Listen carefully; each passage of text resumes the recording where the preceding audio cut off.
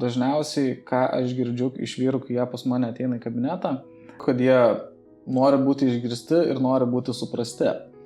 Nes jeigu jie kalbasi su savo aplinka, tai būna tokie du momentai. Vienas momentas būna, kad jie nesureikšminti, ar ne, kad, tau sunku, tai, būk vyras, susitvarkyk su tuo, ar ne, kad, iš esmės iš tos pusės, arba būna iš kitos pusės, kad jie būna nesuprasti.